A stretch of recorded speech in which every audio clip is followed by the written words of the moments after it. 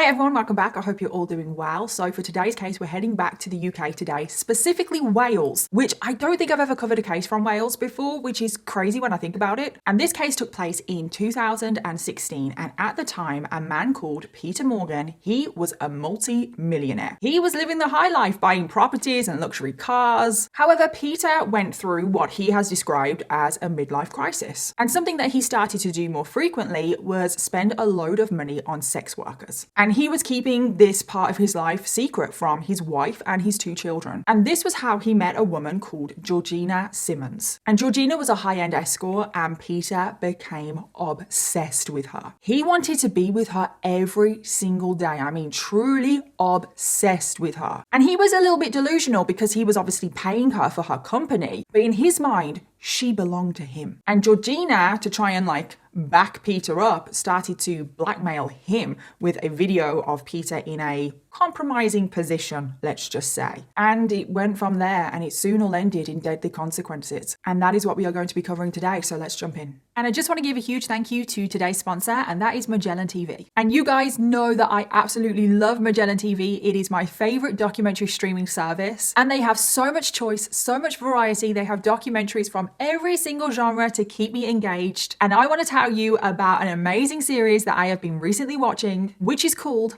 I Got Lucky. And I Got Lucky dives into some of the craziest near-death experiences that you could possibly think of. We're talking skydiving gone wrong, car accidents, plane crashes, explosions, extreme stunts, freak accidents. And all of these were captured on camera to see, which is just so shocking. And the series asks the question, how did these survivors walk away? Is it just all luck? And I promise you, this series will keep you on the edge of your seat. If you're anything like me, I am terrified of heights. So I was like this, watching some of the things, I was like, oh. And I highly recommend you all watch this because it's absolutely incredible. And best of all, Melan TV are offering every single one of you a free 1-month trial. So if you guys wanted to take advantage of this absolutely incredible offer, you can go to the link in my description box, which is try.melantv.com/Danielle Kirsty. And using that link really does help out this channel because it lets Melan TV know that you came from this video. So go click on that link, get your free 1-month trial of Melan TV, and then you can go and watch the series that I've currently been binging, I Got Lucky, or just anything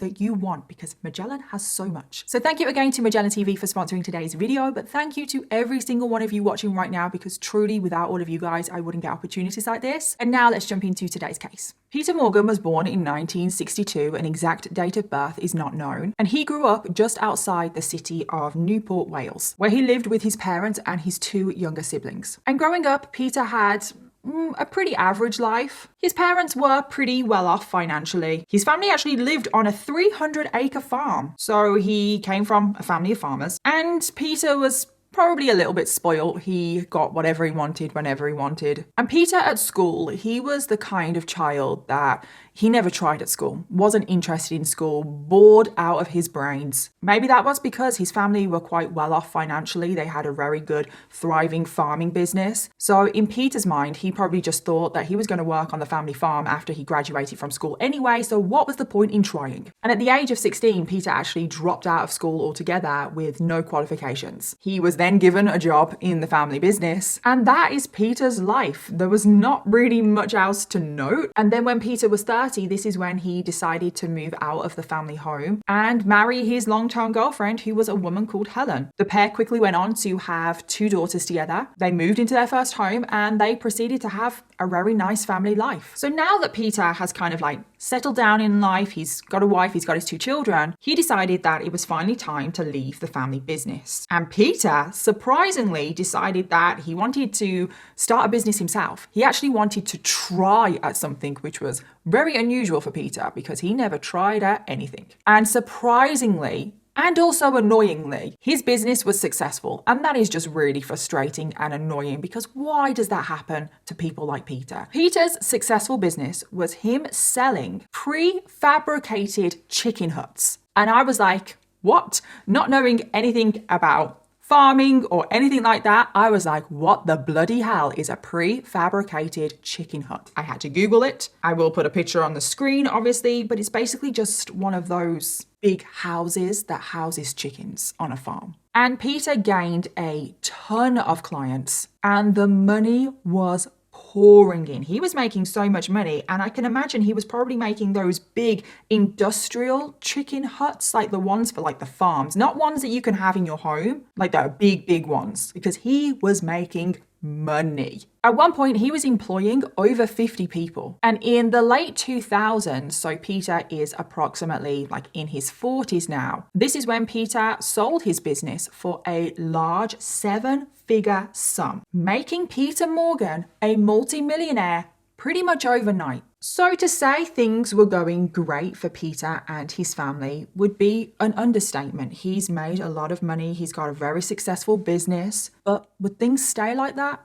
No. Because as Peter got to his late 40s, Peter himself has described that he kind of went through a midlife crisis. And all of a sudden things changed overnight really for Peter. Because before he was pretty sensible with his money, investing in the right areas, investing in property that would make him money. And he was making more money from all of the money that he had made. Like his wealth was just going up and up. He wasn't really interested in that extremely flashy life. However, now that he's having his midlife crisis, he is. He went on a crazy spending spree, which is not like him, like complete 180 in his personality. He started buying a ton of luxury cars like Ferraris and Lamborghinis. He bought a load of really fancy high-end technology. He also bought himself a tank.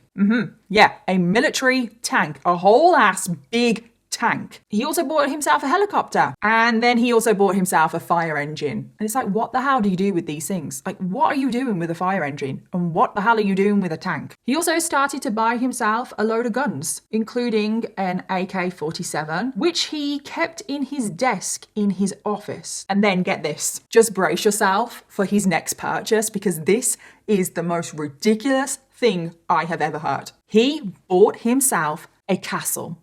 Yeah, a whole castle, a bloody castle. Who the hell buys themselves a castle? I couldn't believe it. I was like, what? Well, that is clearly where he's keeping his fire engine and his tank and his helicopter. He bought himself a castle. I still can't believe that, an actual castle. But Peter's spending habit wasn't the only new personality trait, if you want to say that he picked up in his midlife crisis. Because at some point, he went to Amsterdam on a business trip. And this is where Peter paid a sex worker for the very first time. And Peter loved this experience. This was also the first time that Peter had ever slept with another woman whilst he was married to his wife. So he's obviously cheated on his wife. He never told his wife. And from this one experience in Amsterdam, this would become Peter's new thing. Peter would soon go on to pay for sex workers time and time again behind his wife's back. And that is kind of where today's case really starts to take place, because we are now in 2011 and a very significant thing would happen, because Peter, he was out for the night with his friends. They visited a lap dancing club in Wales, and he was talking to his friend, having a good time, and his friend told him about an app that you could use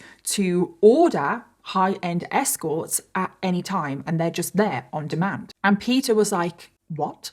You can just order a high-end escort on an app? This is what dreams are made of. Peter was like, oh my God, so I can just download this app and just scroll through all of these women and just choose which one I want, and then they will just appear. And his friend was like, yeah, it's incredible. So he downloaded the app, and I have no idea what the app was called, by the way, which is why I'm not saying it. I just don't know. And Peter was on this app 24/7. He felt like he was living in his fantasy world, and he started paying for the services of sex workers very frequently. He would pay them up to £130 an hour, and he would meet them all over Wales, in Newport, Cardiff, Swansea, and he would be meeting women at least once a month. And with Peter, he wanted a new woman every single time. He never wanted to see the same woman twice. No, according to Peter, he liked variety. So every single time he had an escort, it was a different woman. And Peter's wife still has no idea about any of this, by the way. This is all done in secret. Peter would just tell his wife that he was going on a business trip. And to be honest, I feel like Peter's wife probably did know, because Peter's not exactly the brightest bulb in the box. But I feel like she just kind of like looked the other way. She just didn't want to know. She just wanted to live her life with her daughters, wasn't really interested in her creep of a husband.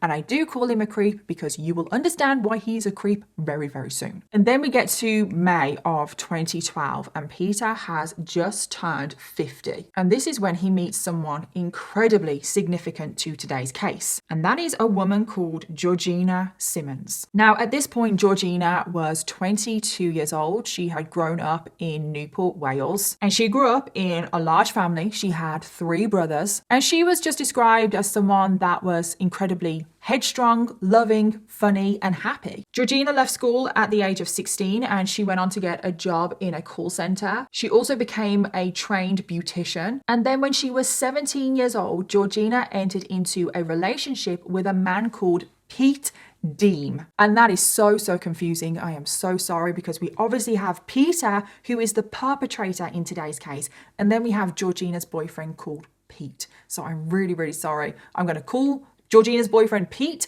and the perpetrator Peter. So Pete, the boyfriend, he was 6 years older than Georgina, and the pair quickly fell in love. And when Georgina was 18 years old, she fell pregnant and she went on to give birth to a little baby girl, and the couple named the little girl Emily. So Georgina and her boyfriend Pete, they settle down. They have their nice little family. They're living with Georgina's mom. Georgina carried on her work in the call center. However, Georgina, she was complaining about her job. She didn't earn the most money and she wanted more money. She wanted the family to live a little bit more comfortably. And she was also complaining about her work hours. She didn't want to work a 9-to-5 job in an office. Georgina, she wanted to party all of the time, whereas her boyfriend Pete wanted to stay in all the time. Like, he was not a party animal at all. And Georgina, because she wanted to party all the time and she was incredibly frustrated about the lack of money that the family had, Georgina decided to find work in the sex industry. And at this point, according to Pete's mom, Georgina became very obsessed with her appearance. She started to dress differently. She started to dress very provocatively. She was always trying to catch the attention of men. She was very flirty, always talking to men when she was out. She went on to have a breast enhancement surgery twice, as well as liposuction. At this point as well, Georgina took up pole dancing lessons and burlesque dancing lessons before then getting a job at a lap dancing club. And things went on like this for Georgina for a while, and she was really happy because she was making more money than she had ever done in her life. Her boyfriend Pete had a good job as well. He was earning decent money, and the family were able to move out of Pete's mom's home and buy their own home themselves and live independently, which was all Georgina ever wanted. However, Georgina still wasn't happy. She still wanted more money. She has said that she just wants more money to put towards her daughter's future. So this is when Georgina decided to get a job as a high-end escort. And she would advertise her services on the very app that Peter Morgan currently uses. And Georgina's boyfriend Pete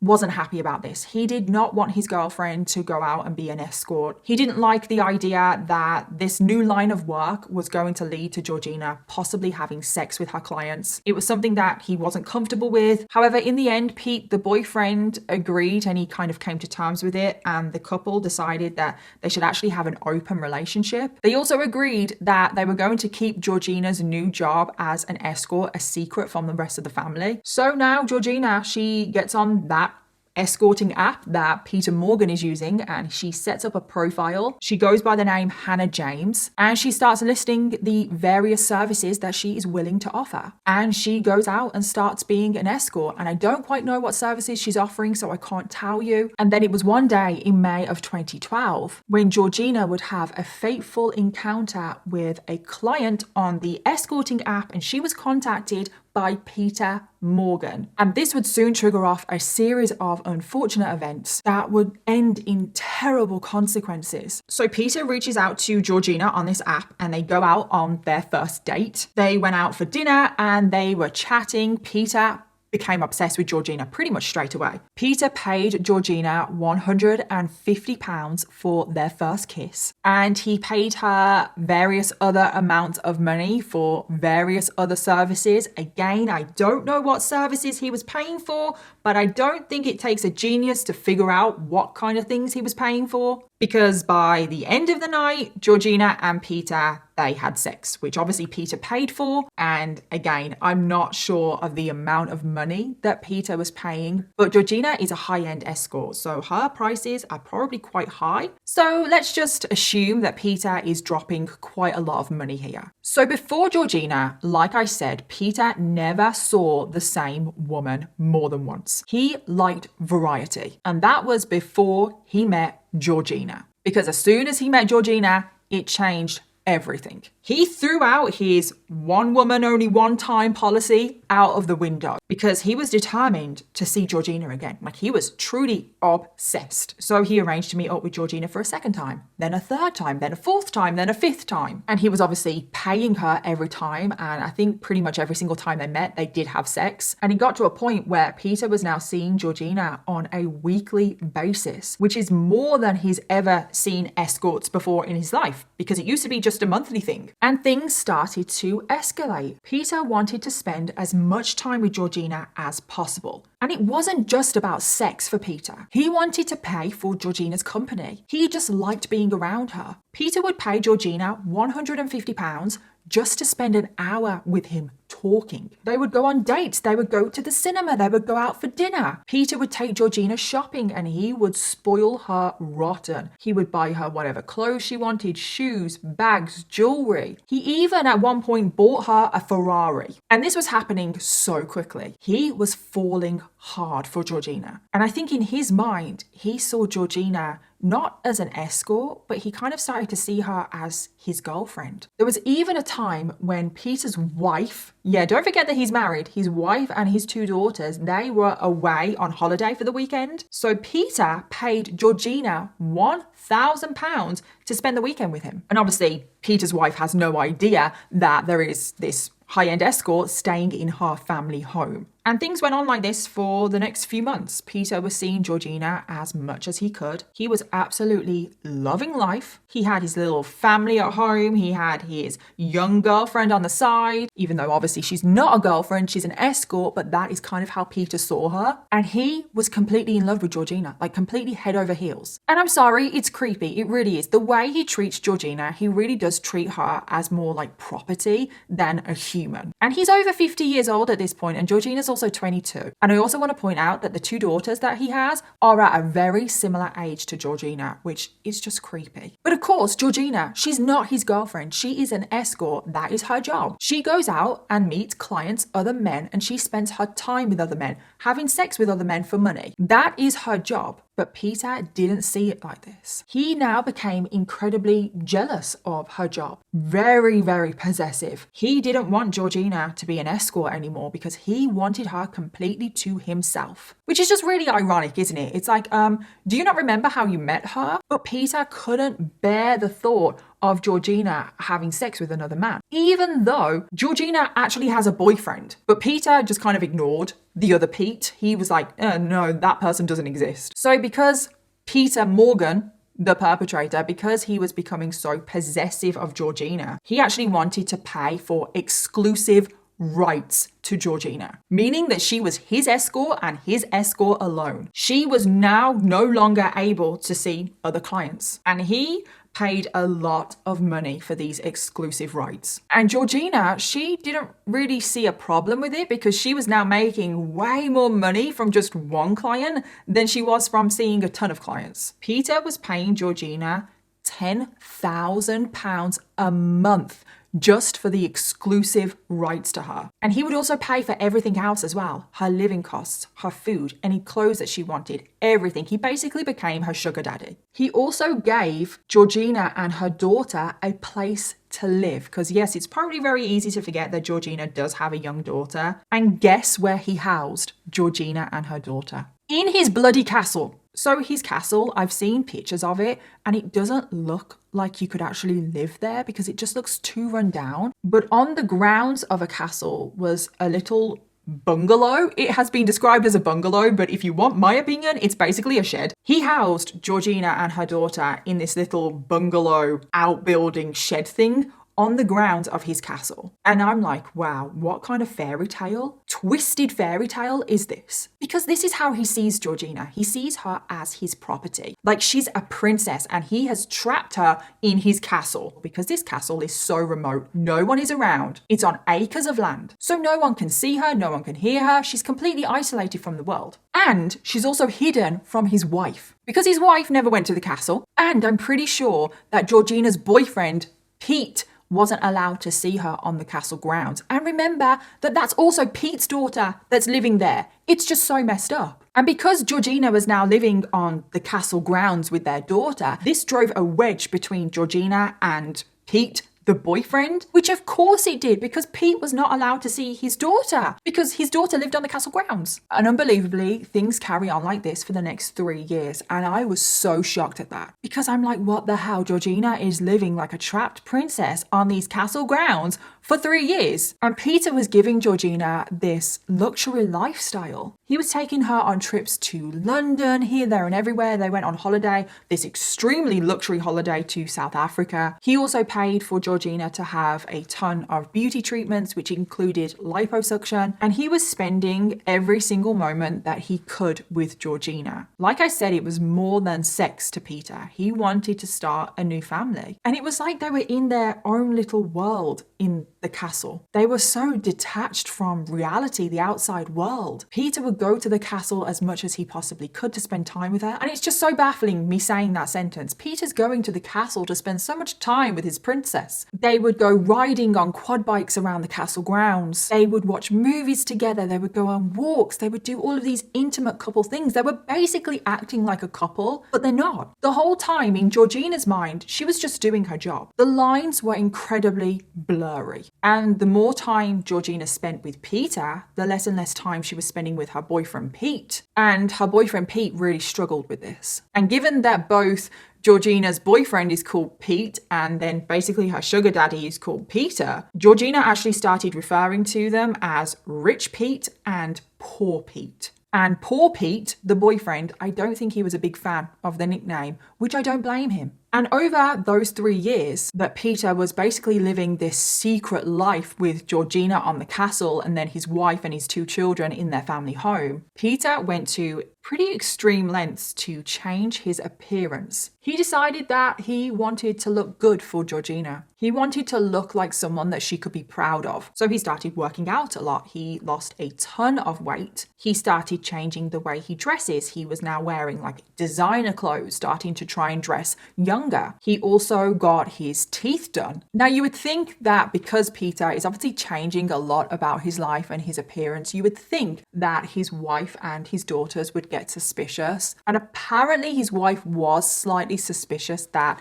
something was going on because one Valentine's Day, she saw a receipt for flowers sent to another woman that wasn't her. So from that moment, she was suspicious that an affair or something was going on. But like I said, it's almost like she didn't want to know. She just looked the other way. She was content with her life, with her daughters. And the more time her husband Peter was out the house, the better. That was just my impression anyway. So Georgina remained hidden on the castle grounds for 3 years. And Peter took advantage of this. He took advantage of the fact that his wife just kind of looked the other way. So whenever he was at the castle, he started to have a ton of sex with Georgina. He was obviously paying for every single time, so he was spending a lot of money because all of the money that he would spend on her for like sexual activity, that was on top of the £10,000 he was paying for her just to stay at the castle for exclusive rights. So Georgina was making a hell of a lot of money from this. Georgina also decided to bring some of her escort friends to the castle, and Peter started paying for threesomes. And these threesomes were happening time and time again. Peter took on the mentality again of a new woman each time, as long as it was Georgina. Like, she had to be the same every time, but he also wanted a different woman every single threesome. There was even one time when Pete's wife and his children, they were away from the home again, and Peter decided to bring Georgina and one of her escort friends to the family home, and he had a threesome with Georgina and this other escort in his wife's bed, which is just like so disrespectful. I mean, the whole thing's disrespectful anyway, but then that on top of it, so much more disrespectful. But then just to make matters even worse and just really creepy, Peter asked Georgina's escort friend to dress up in his wife's clothes. Clearly this was some sort of like fetish thing. Clearly he wanted to have sex with his wife and Georgina at the same time, but he knew that that couldn't happen. So he got Georgina's escort friend to dress up in his wife's clothes. And then obviously they went on to have sex. And what Peter didn't know is that Georgina was filming the whole encounter. She was recording every single minute of the threesome in the family home, in the bed, in his wife's bed. She was recording her friend dressing up in Peter's wife's clothing. She was recording everything. And pay attention to this, because this secret video recording comes back up later on in this case in a significant way. So this affair with Peter and Georgina, it goes on for a while before pretty much everything in Peter's life comes crashing down. And it all started with Georgina's boyfriend, so Pete, the boyfriend. He split up with Georgina. He was obviously becoming increasingly unhappy about the situation with Georgina and Peter. He was not comfortable with it whatsoever. Georgina was spending more and more time with Peter, and all he wanted was to just live his life with Georgina and their daughter. But Peter kept getting in the way, and he'd had enough, and he split up with Georgina. And then very shortly after, Peter's wife, Helen, found out about the affair that he was having with Georgina. I think she finally discovered some secret text messages between the two of them, and she could just no longer ignore the situation. And Peter was really hoping that he could talk his way out of this, because when his wife, Helen, confronted him about his affair with Georgina, he came clean. He was like, yeah, I kind of am having an affair. And he was really hoping that his wife would understand his sexual desires. But she was like, no, this is not happening. And she kicked him out of the family home, and she filed for divorce. And she said that she wanted a fair share of all of the assets, which I'm like, good for you. So Peter moves out of the family home. Now, I bet you're all assuming that he moves in with Georgina, because now Georgina's single, he's single. It makes sense. But apparently he didn't, and I don't really know why. But anyway, Peter, he was loving life right now because he could now live his fantasy life with Georgina guilt-free. However, this fantasy life for Peter wouldn't last for too long, because there were two absolute tragedies that happened in Georgina's life quite close together. The first one was in mid-2015 when Georgina's own father took his own life. The circumstances around this are not known. However, as you can imagine, this was absolutely devastating for Georgina. It completely tore her apart. But then another tragedy happened just a few months later. So this was towards the end of 2015, and Georgina's ex-boyfriend, Pete, he also took his own life. After Pete had split up with Georgina, he had become incredibly depressed. He felt like everything in his life was just taken away from him. Georgina was taken away from him. His daughter was taken away from him. And in November of 2015, he was sadly found hanged in a woodland area. And that's just so tragic. It really, really is. And both of these tragedies really hit Georgina so hard. And Georgina fell into a very deep depression. She wasn't the same person anymore. She now struggled to even get out of bed. She turned to substances, alcohol, even cocaine to try and cope with just life. Her behavior towards Peter also started to completely change. She started to distance herself from Peter. I think Georgina blamed Peter for the fact that Pete, her ex-boyfriend, had taken his life. So because Georgina is now distancing herself from Peter, she sought comfort from another man. And we don't know the name of this man, so I'm sorry I can't say it, but this man, we know that he was an old friend of Georgina's, and she started seeing this man. She was spending a lot of time with him, and he seemed pretty good for her because he really helped her through this hard time that she was going through. And the two of them kind of started dating. And Georgina, she wanted to be with this new man. She did not want to be around Peter anymore. And as you can imagine, because Peter sees Georgina as his, he was not happy. So Peter, at this point, he already sees Georgina as his property, but now it goes into overdrive. He starts becoming way more obsessive, way more possessive. He kept making Georgina feel guilty that he was essentially paying for her life, that he was paying her all of that money every single month to be exclusively his, that he was putting a roof over her and her daughter's head, that he was buying her absolutely everything. He was essentially saying, I own you. That is what he was saying. I pay for all of this, therefore I own you and you have to do what I say. So Georgina turned very bitter towards him. She wasn't going to stand for this. She wasn't going to stand to be treated like just property that he could do whatever he wanted with. So whenever they were out in public, Georgina would sometimes cause a scene. She would insult him in public, humiliate him. And Georgina's behavior, her personality, she was going a little bit off the rails. Her drug usage was increasing. And social services got wind of this. And social services were really concerned about her 5-year-old daughter, Emily, and whether Georgina was providing a stable home for Emily. So social services opened up an investigation into Georgina to see if she was a fit mother. And when Georgina found out about this investigation,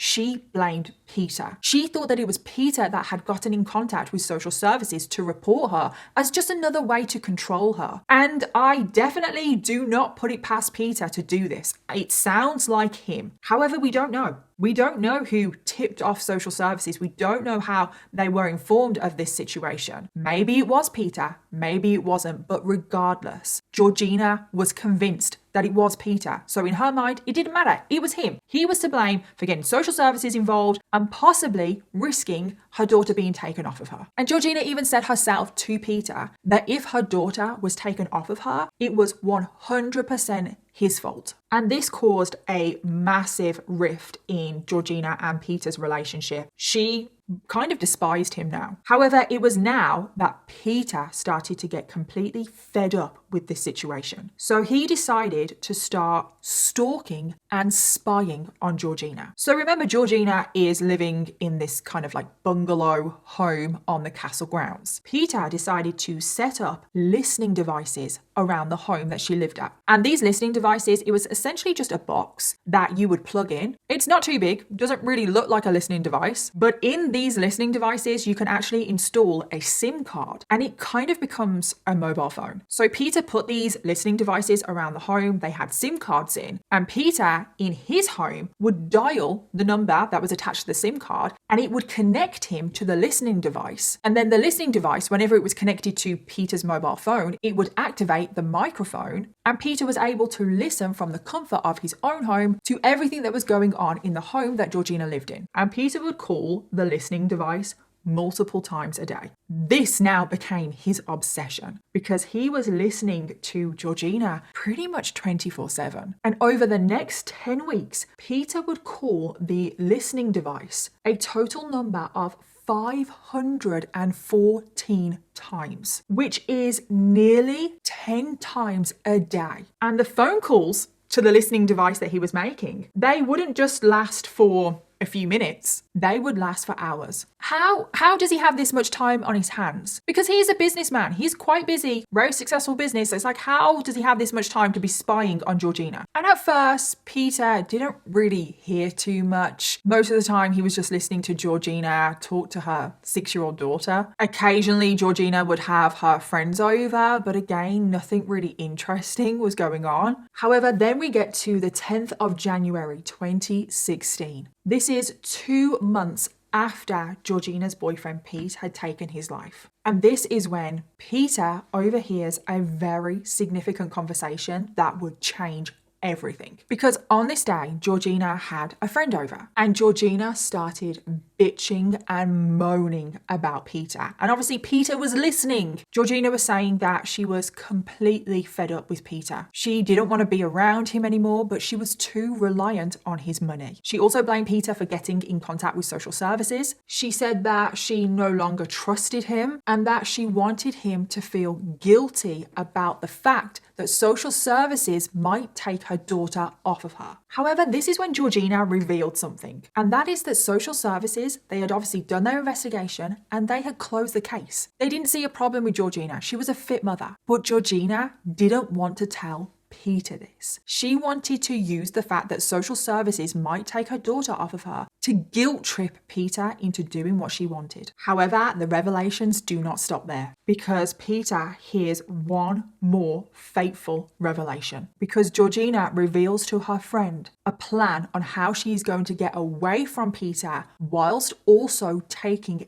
everything from him. So money. Georgina wanted to convince Peter to sign over the bungalow home that she lives in on the castle grounds. She wanted to convince Peter to sign that home over to her. And she was going to do this by guilt tripping him into thinking that it was his fault that social services may take her daughter off of her. And once he had signed the house over to her, She was going to dump him and get away from him. But not just that, Georgina wanted to take as much money as she could from Peter. And how was she going to do this? Well, she was going to blackmail him. So do you remember that secret video that Georgina had recorded of Peter, Georgina, and her escort friend having a threesome and her friend dressing in Peter's wife's clothing? Do you remember that recording? I said it would be significant. Well, Georgina said that she was going to use this video, blackmail Peter by threatening to show his wife and his kids this video and try and extort him for as much money as possible. Now, obviously, Peter is now divorced from his wife, so he actually didn't really care what his wife thought. However, Peter still wanted a relationship with his daughters, and he thought that if his daughters saw this video, that they would completely disown him. It would bring so much embarrassment and shame, and they would no longer want anything to do with their dad. So Peter's obviously on the other end of this listening device, listening to this whole conversation, and he is horrified because this is the first time that he has learned about this secret recording. But more than anything, Peter was horrified and devastated and heartbroken that Georgina was even talking like this, because Peter, he is delusional. He thought that Georgina was the love of his life. How could she do this? How could she plan on betraying him this badly? And Peter got into such a sudden rage. He was like, how dare she? I have paid for everything for her. So Peter thought to himself that there was no way that he was going to allow her to get away with this. And Peter formed a plan in his mind that would have deadly consequences. So on the 11th of January, which is the day after this whole revelation and this whole conversation that Peter had overheard, Peter started making some troubling searches on his mobile phone. He started Googling things like rope and zip ties, polythene sheets, gloves, duct tape, iron bars, all very concerning. And then the next day, so the 12th of January, he went on to purchase all of these items. And then he turned up at Georgina's home. And as soon as Peter arrives, he confronts Georgina straight away. He says that he has overheard Georgina on a listening device, that he knows that she's planning on blackmailing him, and that he's not about to let this happen. And unbelievably, in a last effort of desperation, Peter decides to throw a load of money at Georgina in an attempt to get her to stay with him. He says that if she became his girlfriend, if she never left him, she could have a share in his fortune. He would also take out life insurance where she would get £1 million when he dies. And I'm like, really? Do you really think that that is the foundation of a strong relationship? Life insurance. But Georgina actually took a moment to consider this offer. However, she declines, and she replies that it's all his fault that social services may take her daughter off of her, and that if social services do end up taking her daughter Emily away from her, Georgina will hang herself. Clearly, Georgina doesn't realize how much of the conversation he has overheard, because obviously Peter knows that social services have closed the investigation. But clearly Georgina doesn't know that, and she's still trying to guilt trip him. So this is when Peter thought to himself, right, okay, she's still lying to me. I'm never going to be able to convince her to stay. So he took deadly action. So Georgina is sat on the sofa, and Peter sits next to her on the sofa, and he pulls out the rope that he has purchased and he wraps it around her neck, and he pulls the rope as tight as he possibly can. Georgina is now struggling to breathe. However, apparently at this moment, Peter's intention wasn't to kill Georgina, just to scare her into thinking that he was going to kill her so she would agree to stay with him. Peter kept shouting at Georgina whilst he was strangling her that she needs to stop what she is doing and she is not going to get away with it. But Peter just kept pulling the rope tighter and tighter, and apparently at some point Georgina was able to say, quote, "You're going to pay for this." And obviously we cannot confirm or deny whether Georgina actually did say that. That is just what Peter himself has said. But it was very sadly at this moment, when apparently Georgina said those words, that Peter's intentions changed. He now no longer wanted to just scare Georgina. He wanted to kill her. So Peter pulled a blanket out and placed it over her face because he couldn't bear to look at her whilst he murdered her. And Peter just pulled the rope tighter and tighter until Georgina stopped moving. And this is the moment where Georgina Simmons lost her life. And she was so young. She was only 25 years old. She also has a 6-year-old daughter. And she lost her life because she didn't want to be Peter's girlfriend because she wanted to move on with her life. Because that's ultimately what happened. Peter saw Georgina as his property and treated her like that. Now, after the murder, Peter tried to cover his tracks, but he didn't do a very good job, let's just say. He pulled on the gloves that he had purchased. He wrapped Georgina's body up, tied her ankles and her wrists together before placing her body in the back of his SUV Porsche. Then once he had Georgina's body in his car, he then thought that it was a good idea to drive Georgina's body to his old family home. The family home where his ex-wife and his 2 daughters still live. And I'm like, why would you think that that was a good idea? Why would you go to a location that is connected to you? And this house, it was on quite a lot of land. So he drove out onto his land to an outbuilding and he decided to hide Georgina's body in this outbuilding, thinking that no one would ever find her there. And I'm like, are you planning on leaving her body there permanently, or are you just putting her body there to then transport somewhere else later on? I just don't know. But this is where Peter is so stupid, because this whole thing was caught on CCTV. This outbuilding, there were cameras pointed towards it. And what is the most stupid thing is that Peter owns these cameras. The CCTV cameras, everything are his. He could have quite easily turned them off, but he didn't. So all of this was caught on camera.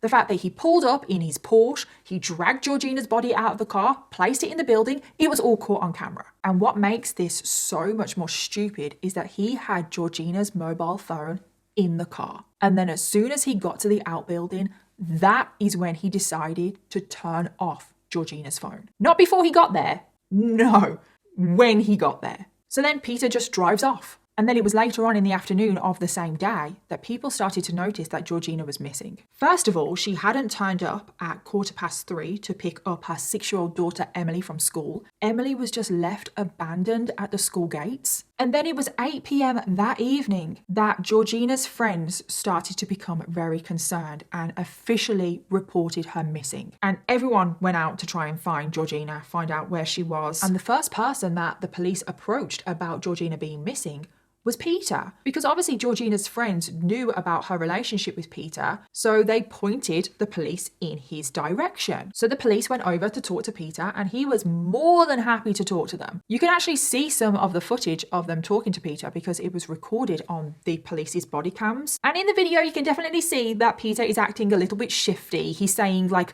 oh, I don't know. He's like looking around a bit too much. The only thing we're struggling with at the moment is we can't account for where she is. No. And you've taken her only method of contact. I know. Well, I don't